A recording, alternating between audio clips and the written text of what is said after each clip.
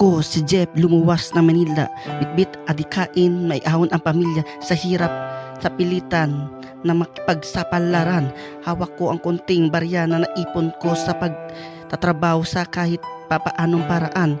Isang gabi ng Webes, ako'y nag-alsa balutan, bitbit ko ang isang payong at isang maleta na aking babaunan. Ngunit hindi ko asakalain merong masagupa, panganib sa daan na aking hindi ko inaasahan. Biglang may tumawid, may dalang patalim. Ang sabi niya sa akin, pare, ibigay mo bago pa kita tuluyang patayin. Ngunit ako hindi napagpatinag sa kanyang sinasabi. Nasabi ko, sakali madami na lahat, wag lang ang aking pangarap. Subukan ko ng laban, ngunit hindi ko nakayanan. Hanggat nahimpas ko sa kanya ang aking dalang maleta, siya'y nabitawan. Hanggang sa dumating ang isang mga pulis at sabi sa akin, pare, ako nang bahalang sagutin ang lahat ng pangyayari. Sa kapagkakataon ito, ako'y nabuhayan. Muli akong tumayo sa mga paa, bitbit aking pangarap. Lagi kong iniisip, hindi ito ang dahilan ng aking pag-uwi na bigo.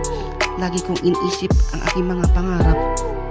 Hanggang sumakay na nga ako ng barko, hanggat naisip ko kung ano kaya magiging kapalaran ko.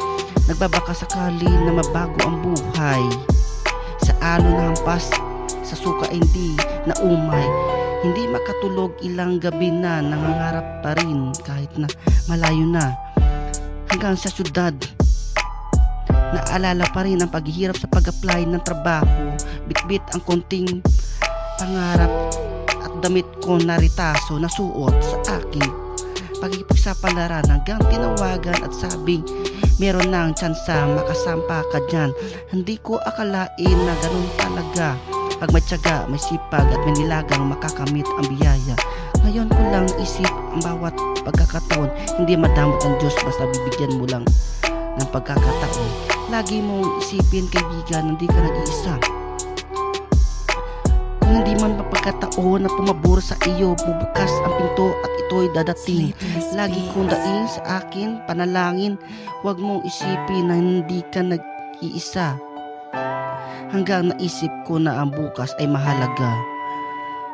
Umuwi ng Pinas ang dalang konting barya na ipon sa aking pagkisipalaran sa karagatan ng mga bayapang paglalakbay.